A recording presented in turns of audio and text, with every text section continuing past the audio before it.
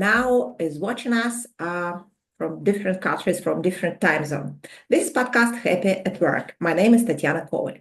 And today we will discuss a topic, which is the hottest topic for, I think, all the recruiters worldwide, for all the talent acquisition managers, how data and AI will change our world, will change our life and job. And our guest today is Alisher Jafarov. Hi, Alisher. Hello, Tatiana. Alisher, firstly, before we start discussing, could you share your professional background for our audience, better understanding why you are our guest today for this topic? Definitely. First of all, thank you for having me. Again, my name is AJ, and I think the most relevant background to share with everyone would be that I'm actually a hiring manager with 12 years of experience. And I was in the commerce, yeah? So it's sales and trade marketing, so which means that you're hiring a lot of people, you're interviewing a lot of people, then basically you know what is hiring process for you. So I was being actually privileged and lucky maybe in a way to really handle a lot of interviews, a lot of hiring processes during my time with Carlsberg, Heineken, Colgate. So yeah, I know a couple of things about that, and now I'm building the product to help actually the hiring stakeholders. Alisher, my first question for you behind your biography is, what is your prediction about a revolution which we could expect in the world of talent acquisition, talent attraction, based on using data and using AI? What is your prediction? That's quite interesting one. Yeah, the predictions are actually a bit difficult to say. Why? Because AI is indeed revolutionizing the way we hire people now. Not all the companies are ready for that. This is what I can observe as well. But definitely, this is something which we all, as the hiring stakeholders, need to embrace as quick as possible. That's actually what we are also expecting with our customers as well. And I think maybe, yeah, but like within the 5 years, we can also imagine that hiring managers will be able to hire people maybe with the minimum help of recruitment department. That's what we can observe as well. When we prepared this podcast, we discussed a very hot topic, which I think this topic is discussed more than 5 or 10 years. This is competency-based approach. And now I think what we are close to this situation. Could you share your ideas? Is it real in current situation to implement the real competency-based approach in talent attraction, talent acquisition? Oh, definitely. This is the interesting one, and maybe just before a bit of context about that. Yeah. So why we are so focused on this competence-based approach, but also like skills-based hiring, as we also call it, is that in the beginning there is a bit of misalignment. This is actually what's happening a lot between the hiring stakeholders. Yeah. For example, I was guilty as well. Like as the hiring manager, I was always like asking a lot of from the recruiters, but at the same time, I was not giving enough context, and I was not being enough challenged in a way. Yeah. I think this is exactly where this wrong or maybe not effective mindset is coming from. Yes. So basically, hiring managers, they are so focused on this perfect, ideal candidate in a way that they're like missing what is very important for this profile to be successful in the company. Yeah. So that's what we can already start fixing from that part. So which means that maybe now we can focus a bit more on the competencies we need to have from that candidate.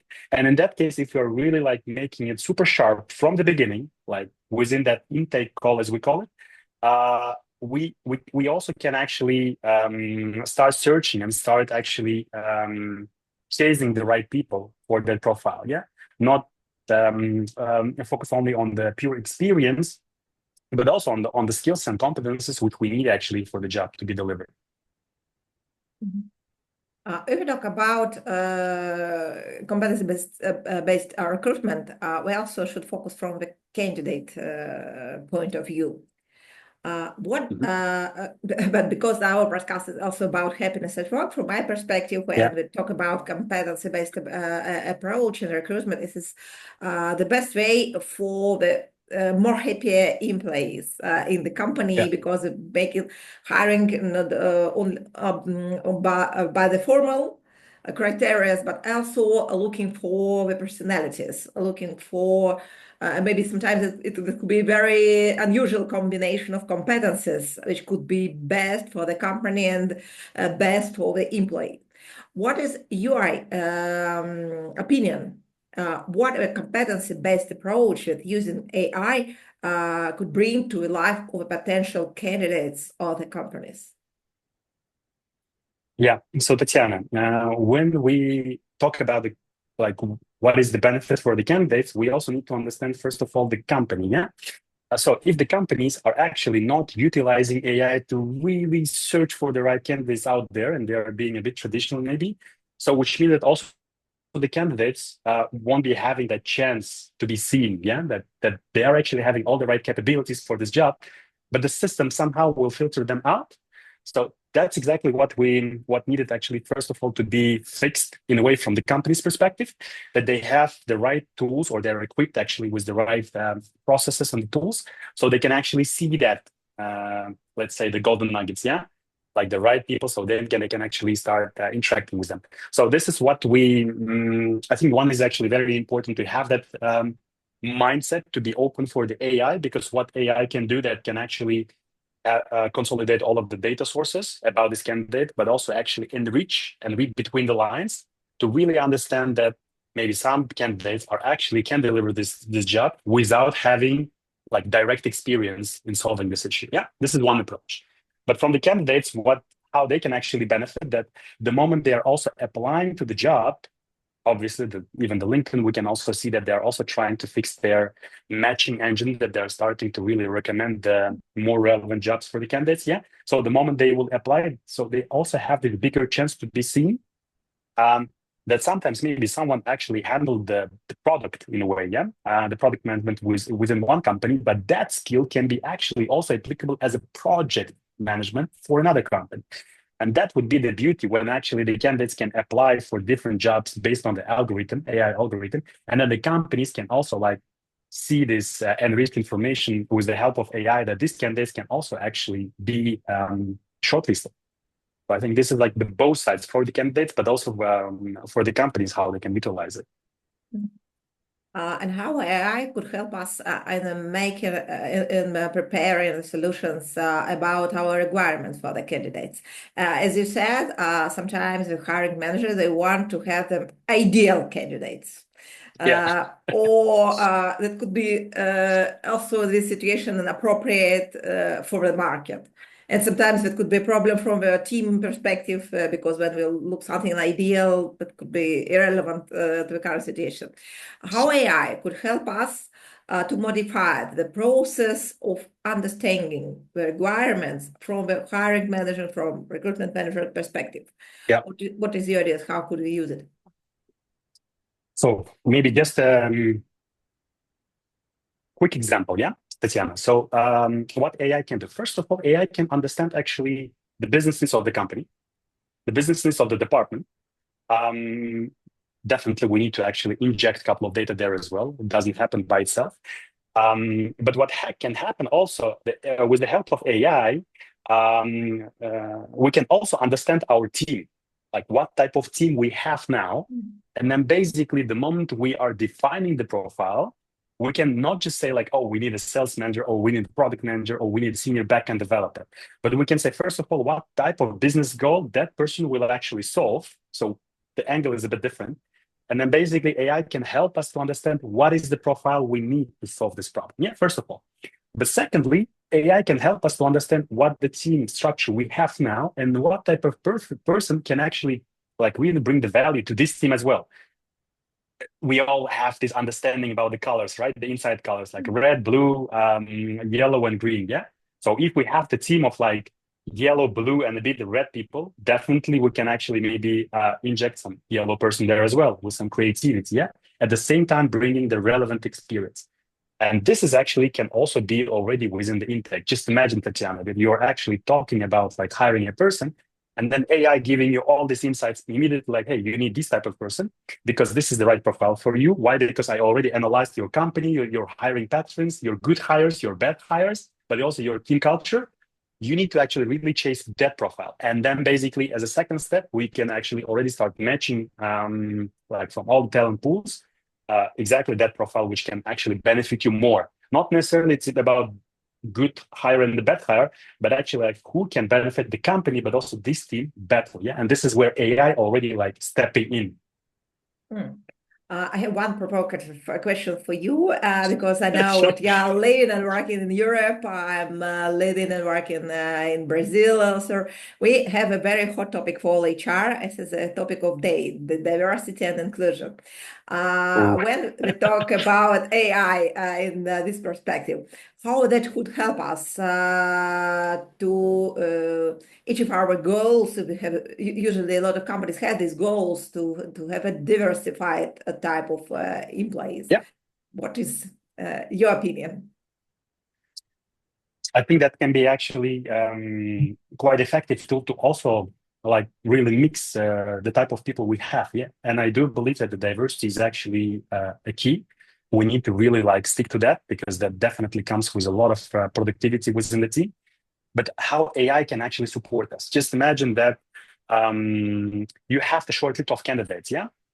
Obviously, we're all biased, and especially when it comes to the hiring process. Yeah. Like when you're coping and facing with the thousands of candidates, you also want to be a bit more effective. And you see that, let's say, the wild males are actually bringing a lot of value within your specific company. You have this tendency like, oh, maybe I can skip it and just bring the right, like the similar person to them. But what if the AI can already actually show you that, hey, these are the people you are usually hiring, but you're actually missing three components within your team. And if you want, I can already blend the shortlist in a way that you will start seeing actually the candidates who can actually bring you even more value, more benefits, while being not exactly the same as you hired before. Yeah. And this is just one example. I don't have anything against or for specific type of people, but I think it's all about like AI can guide us in a way, yeah, and make us maybe a bit less biased. If we talk about candidate experience, now this is a very huge topic to a lot of HR when we talk about employer branding, when we talk about recruitment process. And I think when we talk about AI, this is on one hand, this is about results and effectiveness. From other hand, this is about long-term impact on the image of the company as employer. How we could use AI appropriate way for thinking about these two sides and also about sides of candidate experience. On the candidate experience, I think maybe one element which is missing in a way, because the candidate experience is the key, yeah? And now we have the situation where the companies cannot handle the candidate experience to be able to actually give the feedbacks to everyone. First of all, and I think maybe one key element which I would rather to really focus on, especially I would like to actually encourage the companies to do that, is actually implement AI also not for getting the right like short list of people, because if you can understand why these people are actually a good match for you, as we call it, like a great fit, you also understand why some candidates are actually not that much great fit for you. Yeah, if you know the reason, you can actually personalize the feedback already, and it can be automated. You don't need to actually put a lot of efforts there as well. Yeah, and then basically you can also personalize all the feedbacks towards the candidates. Yeah, like why they are not a great fit. Maybe they can actually relearn something. Maybe they can improve something, and within the 6 months, let's say, they can apply again. But in that case, if somebody let me say like it's me, yeah, for example, I'm applying to, I don't know, it's just the example, Apple, and then Apple is telling me like, AJ, you're not actually great fit for this position, not because we have someone better than you, but because of A, B, C, and D. Yeah, if you can actually solve all of this issue within like 6 months or 12 months, we are super happy to have you again, for our hiring process. Yeah, that would encourage me to really work on myself as a candidate And that's a great candidate experience we can give. And this is not a huge thing, actually. Yeah, we can already do that. And if you know the reason why yes, do you also know the reason why no? This is one thing. But I think how companies can actually improve the candidate experience from their side as well, not just by giving the feedback, but by automating a lot of admin work. So if you're automating a lot of admin work, which means that you're saving a lot of time. If you're saving a lot of time, you can reinvest this time actually towards the candidate experience again. You can talk with right candidates a bit more, understanding their motivation, why they can be a great fit for your company, promoting your company in a way, yeah? And I think this is exactly where the talent acquisition teams can start be a bit more strategic, and they can actually do the job they love because it's all about connection, the relationship, yeah, with all the stakeholders. And I do see that talent acquisition teams will actually transfer within already like 1-2 years completely to being more strategic rather than the operational layer within the company. I want to ask you about assessment process. It's very interesting. When we talk about AI, but before we start to work with it, we should understand our criteria for the assessment. What approach could you recommend for companies who want to improve their assessment process using AI? Which why I decided to ask these questions was I had very interesting meeting with one of CEO of a company, that's IT company, and then we discuss what they have a special criteria for all the candidates. They could assess candidates on every criteria, and it would help them to understand who are the best candidates, who are not so best, and also from a different criteria. What could you recommend? How we use AI for better understanding real criteria for improving this process? Because before you decide to delegate assessment to AI, you should make your people job. What is your idea? How should we prepare for implementing AI, and how implementing AI could help us in this process? That's an amazing one. First of all, I think the perfect combination also for the assessment, but also like using the AI would be that we all have this gut feeling, right? We all have this hunch, and especially the more senior you get, your hunch is like getting stronger, yeah? There is nothing wrong with the hunch, but I think if you can combine the hunch with the data and insights, that can be like a winning combination. So now, back to your question. We can actually already bring this data point like within any hiring step. And when we talk about assessment exactly, yeah, first of all, what we can do with the help of AI, we can already actually use our must-haves, because in the beginning, like when we are defining the job profile, yeah, we have a lot of points, but we also have like a 5 to 7 must-haves. Person needs to know this, the person should come from this experience, and etc. Cool. But what if this is so must, we can already automatically, with the help of AI, can actually convert it into the evaluation process that we're not evaluating by the template, like which we created 10 years ago, 5 years ago, and etc. But we can just simply convert the 7 points into the evaluation process. If they are so important, then let's just make sure that we are actually evaluating against the right metrics. Yeah, that's the first thing.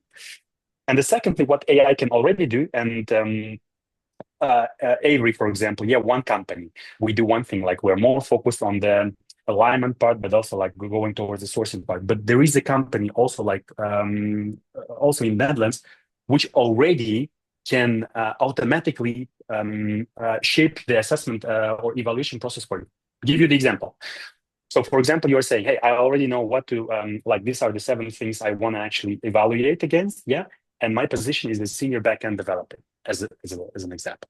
What AI can do already today, just by having this information, it will automatically select out of 250 assessment tools out there in the world, the best 7, automatically put them as a flow and send this flow already like to the candidate, that the candidate should not like even go to the different tools. For the candidate to give like one platform of messaging, even like WhatsApp, let's say, yeah, and then basically can go with the 7 flows, and within like 2 hours, 3 hours, can already give you all the information, and you can already get all the feeling about like, is this the right candidate for you? Do you want to actually invest a bit more time towards this candidate? And all of those things are automated. be the profile definition, or be the evaluation process, like coming from all the hundreds of tools. Yeah, this is possible already, and this is fascinating part of AI. Absolutely agree with you. Because you make references to your some of the projects, I know we have some successful projects, the different companies in different countries. And you mentioned before the managers could have some insights. Maybe you could share some ideas. What type of insights, for example, based on your experience, on your cases, talent acquisition managers or hiring managers from business could have? Maybe could you share based on your experience? Sure. Yeah. When we talk about the talent acquisition people, maybe just to give a bit of context for the audience as well. That AJ is not just a hiring manager with 12 years of experience, but also AJ is actually someone who is building the HR tech and talking to a lot of HR people, CA people, etc. Yeah. So for the last 12 months, I already talked with 550 people from the space. Yeah. And what I understood that some companies are way ahead in the game. And this is the fascinating part. And just to give you one example, the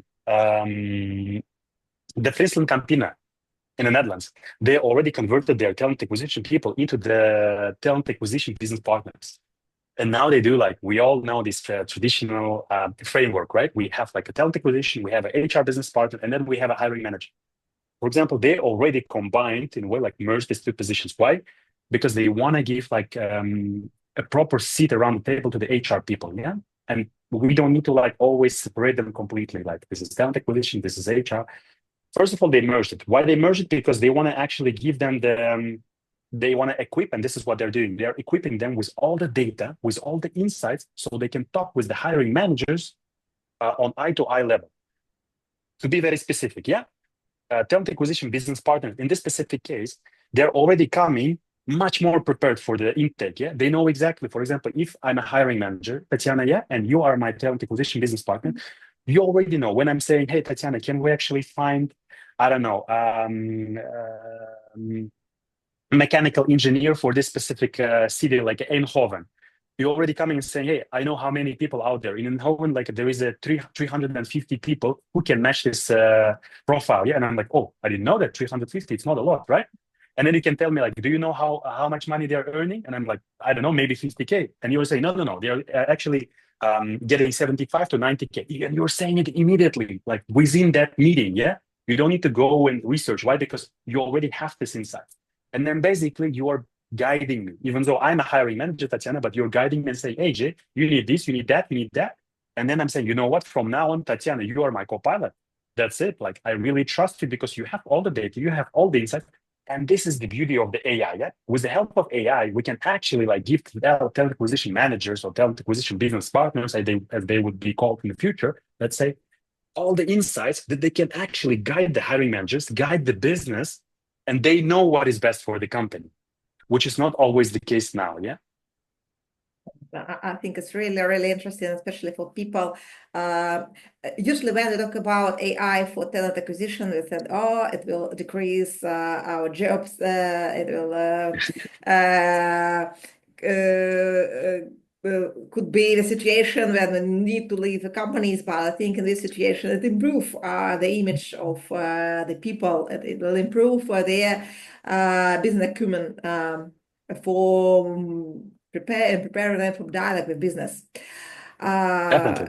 I have one more question for you. It is because it's my professional topic. It's employer branding. And it was really interesting. I think 1 month ago, I read an article when say what now the company should also make focus on AI as a part of AI employee value proposition. And especially if, of course, if we use AI, because it's really cool for young generation. Could you share your ideas from your perspective? Is it really so? And how using AI for the hiring process could make impact on the image of the company in the future for a potential candidate, especially for young candidates? And do you see maybe any limitations in terms of type of employees?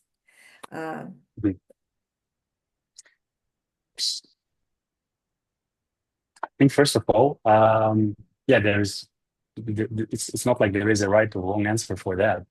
And when it comes to the AI, maybe just to give you a bit of context as well, we all do remember the ChatGPT time in the beginning, right? Because I was like within the first, I don't know, like 10,000, 20,000 users. Like the moment they actually introduced the ChatGPT, I was already using it as an experiment.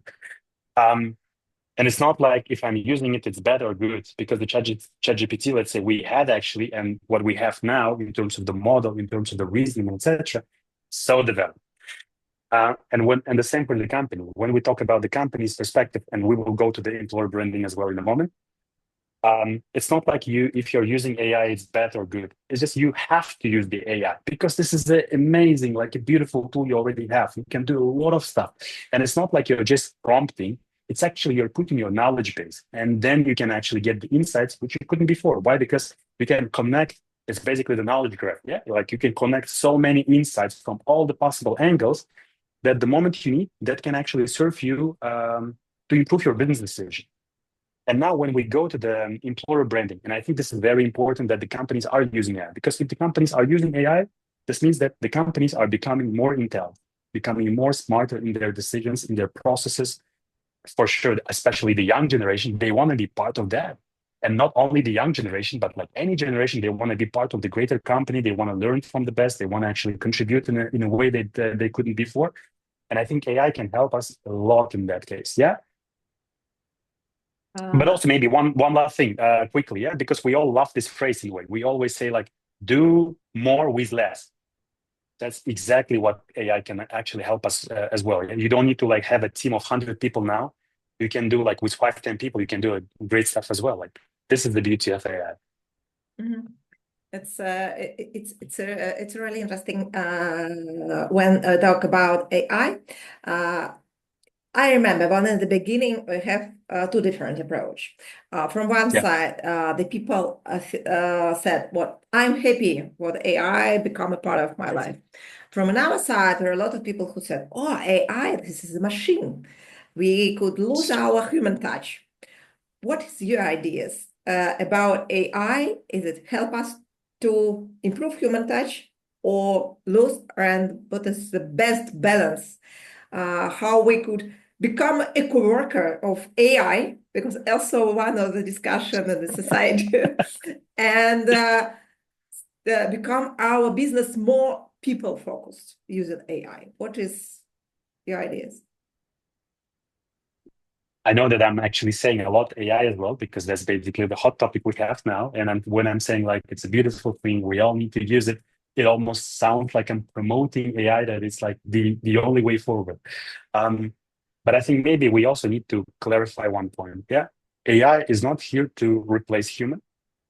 AI is not here to replace your work completely as well. Why? Because if you're just like, in a way, delegating it to the AI, you can imagine the results you can get now. Yeah, not the greatest one. Why? Because even for time being, it's not that much good that you can actually replace the human.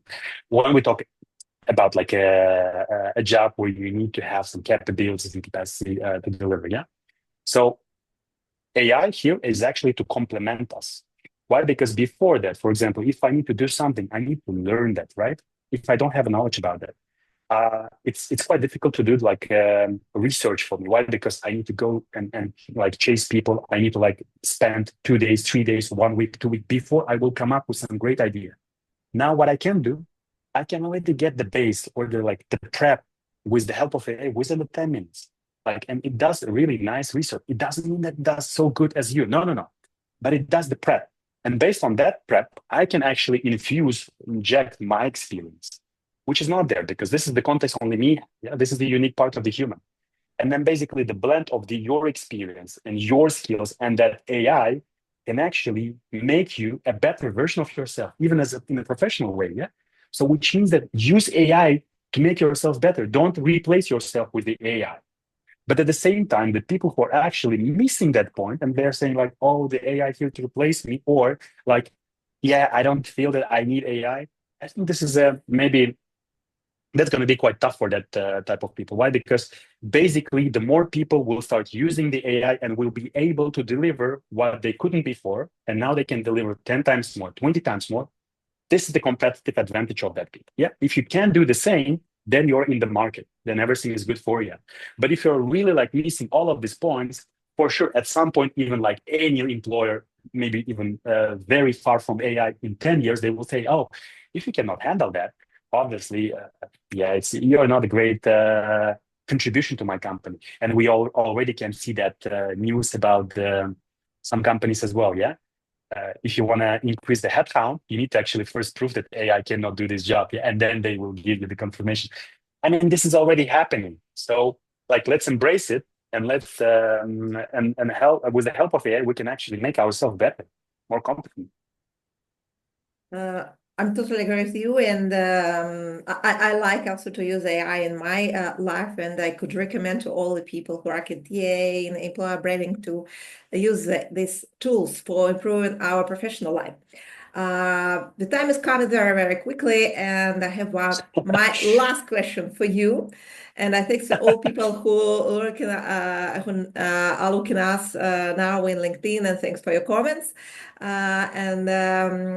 My last question, this is traditional question. This is, what is your 3 tips to people who want to implement AI, a data-driven approach for improving their TA policy, for improving the competitive area, and using AI and become happier of using it? What is your 3 main tips? It feels like I need to come up with the 3 exactly tips, but let's see. Maybe they will be 3, maybe they will be 2, maybe they will be 4. Okay, let's try. Let's try. Based on my experience, the first thing you can do, you need to okay, 2 points. Yeah. So the first one, the best way to work with AI is to have the knowledge base. If you're just going there and asking the questions and prompting, that's not the best way to use AI. You need to have a knowledge base, and your knowledge base is different things. Yeah. So, for example, I had this 550 interviews, right? I can easily forgot them, right? That's normal. But what I'm doing, I'm transcribing them. I have the transcription of 550 calls now. Yeah. So, which means that for me, this is the knowledge base, and I'm actually injecting that to my project within the ChatGPT or Claude, based on the preferences. And then basically I can talk to that or to that knowledge base. Yeah. And then this is the beauty. So the moment you have this knowledge base, then you can find so many patterns, and you can become like so more faster on the insights, but also like understanding what is the problem, what is the solution, how I can move forward. Yeah. Because then AI can actually give you the answers which you would expect them to give. They're really smart, they're really intelligent. So the first tip, always document your knowledge base, whatever you have. Yeah. Without knowledge base or without like input data, don't just go and simply ask the questions, because they will be generic. They're not bad, but they're generic. But you need to really like tailor it to your needs, tailor it to your company. So this is the first tip. The second tip, learn to prompt it. Because, and we already hear that basically now there is like a coaching sessions and the trainings how to prompt AI. But I think this is exactly the case. Yeah. So the more context and the more tailored your request is, then the AI can help you. First of all, it will understand you a bit better, and then it will actually give you the answer in a more like nice way. Yeah. Because basically, with one knowledge base, I can prompt it in a way that it will give me just this insights from the knowledge base. But from the different prompting, let's say with the very specific ones, I can also blend it. I can blend it with the research. I can blend it with the company's experience. And I say, hey, you know what Apple does differently from what I already heard, yeah? Or what Nike does differently. Like prompting is the second, I think, tip. And it doesn't come actually, it only comes with the practice. You just need to keep prompting it in a different way, different angles. That's the beauty of it.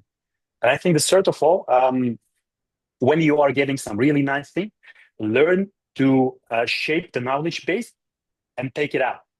So which means that if you really like what you actually came up with within the one project, and you can also prompt it and say like, you know what, I would like to record whatever I have now as a knowledge base in my Notion page, whatever. Can you just bring me that actually like a long list of whatever I have? And then the AI will give you that, and just copy paste it and start creating your own knowledge base, but already injected with the AI, yeah? And then whenever you have it, just keep it there. Why? Because AI is going so fast that basically one day you can just connect it with whatever you have on your computer, yeah? And then basically it's going to read everything and it knows whatever you need. It knows whatever you feel and think about. This is crazy. So basically, oh, you know what? I actually said 3 things. I was not expecting that. That's great. Thanks a lot for your answer. Thanks a lot for this really inspiring dialogue. I could recommend to all my audience to subscribe for your page on LinkedIn, where you could share more and more insights about Also, using don't forget about Avery. Yes, it's about and absolutely you could feel yourself free to contact Michelle for about the company variant for discussing about really interesting projects. If I were talent acquisition manager, I will try your product immediately. It's from my side. So this is my recommendation. Thanks a lot for participation in our podcast. Thanks for having me, Tatiana. That was a pleasure. Thanks a lot. This is podcast Happy at Work, and hope to see you again in our